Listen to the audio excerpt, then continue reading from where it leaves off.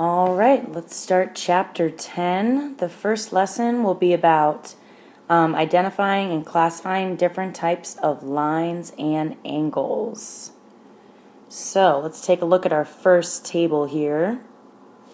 Now, you might need to pause the video and give yourself a little bit of time to make this table in your notes. Everything I'm circling in purple. You want to make a nice, neat table in your notes. Take a look at how many lines each box will be. This will probably be 2 lines. This will probably take about 3 to 4 lines. This will take about 2 lines. This will take about 3 lines. Okay? So give yourself a little bit of time. Go ahead and pause and create this table in your notes. After you're done making this table, go ahead and click play, and then I'm going to talk through each one of these terms. So, the first one is a point. It's an exact location in space. This is what it would look like. Draw it, right? This is how you would say this picture.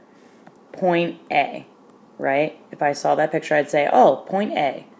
And then literally to name it, to write it, you would write point A. That's pretty straightforward, huh? The next one is a line. A straight path of points that continues without end. Go ahead and underline that in both directions. So it never ends in both directions. That's why you see arrows on both sides of the line. Okay? You would read it as line BC or line CB. It goes on forever in both directions, so you can go left to right or right to left when you name it. Now when you write it, there's a special symbol for lines. Let me make this a little bigger. Right? It's a line and it has arrows on either side to show that it's a line and it goes on forever in both directions. So you would write the 2 letter names of the points and then make that symbol on top of them of a line going forever in both directions. Okay. The next one is a line segment. Is a part of a line between 2 endpoints. So as you can see, there are no arrows on either side of this line segment. It's because it doesn't go on forever. That's it. It's right there in front of you. It does not continue. You would read this picture as line segment DE or line segment ED. Left to right or right to left. Now, take a look. When you name it, again, you can go DE or ED, but notice the different symbol. No arrows on either end of those because a line segment ends at those endpoints. Okay, the last one. A ray is a part of a line that has one endpoint and continues without end in one direction. So, one endpoint continues without end in one direction. So, take a look at FG, ray FG. It was what you would say it. Notice you cannot go left to right or right to left for this one, right? You always start with the endpoint and then you say the next letter where it goes on forever. Okay? So, let's take a note of the symbol. So, if you had to name this picture, it would be FG, start with the endpoint, go in the direction, the next letter that it goes on forever. The symbol is a line and the arrow in one direction, which makes sense because it has an endpoint and then it goes on forever in only one direction. Okay, so make sure you have this table nice and neat in your notebook. We're going to go on to the next page. Go ahead and also create a table for angles and the types of angles. There's a lot of vocabulary in this chapter, so it's really important that you take neat notes and make these charts so that you can use them in class when working together. So, an angle is formed by 2 rays or line segments that have the same endpoint. the shared endpoint is called the vertex. So what they're talking about is, you see here, if you just look at the part I circled, that's a ray. Now, look at the other part of the angle. That's also a ray. So really, an angle is two arrays that share the same endpoint.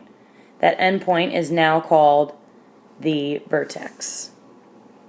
Now, the way you would read this, right? You could say angle PQR. You could say angle RQP, or just angle Q. Notice when you said all three letters, they went in order, right? They started on one part of the angle, then they went to the vertex, and then they went to the far point, right? The vertex letter is always going to be in the center of those letters. Notice how Q is always in the middle because that's the vertex. That's what connects the two rays together. Check out this symbol here for angle. It's like you actually get to draw a nice little angle. And then you write the letters for each endpoint, or for each point on the rays. Okay, take a look down below. These are the different types of angles. I know some of us remember this from last year. A right angle forms a square corner. You are always going to see this little symbol in the corner of a right angle if it's exactly 90 degrees. Please write this in your notes. 90 degrees. Okay? The way you can test it, if it doesn't have this little square in the corner, right? You can take an edge of an index card or a piece of paper and fit it right in that angle, and if it lines up perfectly with the edges of the paper, that's a right angle. That's 90 degrees.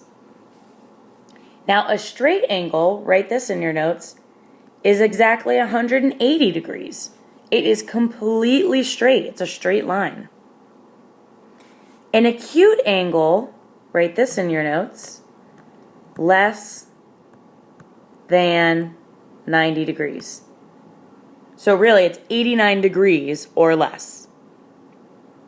Now, an obtuse angle is greater than a right angle and less than a straight angle. So, greater than 90 degrees, comma, less than, ooh, that was a crazy 8, 180 degrees, right? Can't be a straight line, that'd be a straight angle, but it can't be a right angle either, 90 degrees. Okay, make sure you pause it if you need more time to make these tables in your notes. Now, let's practice naming each of these items with the correct symbol. So, point A. Remember, when it's just a point, to name it, you literally just write point and then the letter name, A.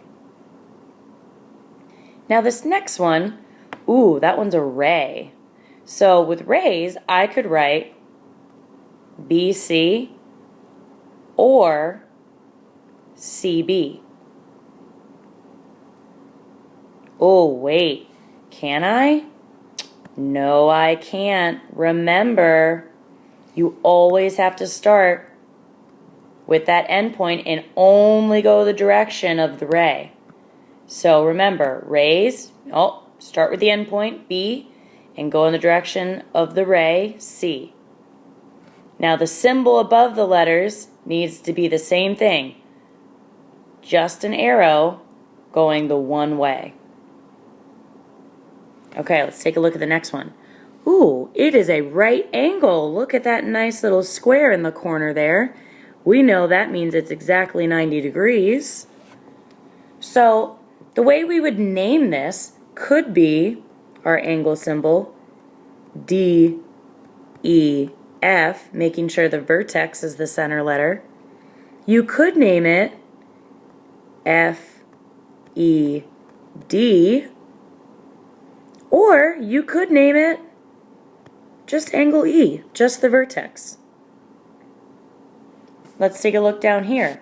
Oh, this one's a line. Now this one, unlike a ray, you can go left to right or right to left when you name it.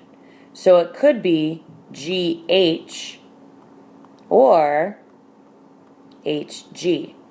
Now remember, our line symbol on top needs arrows in both directions because lines go on forever in both directions. Let's take a look. Ooh, this one is a line segment. I can tell because it has both endpoints and not arrows on the ends of them. So, again, this could be JK or KJ. Now remember the symbol, no arrows, because it has endpoints. All right, last one. Okay, it's an angle. It doesn't have that little square in the corner, so it's definitely not right. And look, it is bigger than this square. If it was a right angle, it'd have this. Look. Let me get a different color here. Look, it's that much bigger than a right angle. So it must be obtuse. Okay, so that means it's greater than 90 or less than 180 degrees. And less than 180 degrees. Now to name this, we could name it L, M, N. We could name it N, M, L. Notice the vertex letters always in the center. Or we could just name it angle M. Any one of those work. Okay. Feel free to rewatch the video if you need to check back or flip back through the slides to see the different symbols. But here are your 3 practice problems. Enjoy and have a great night.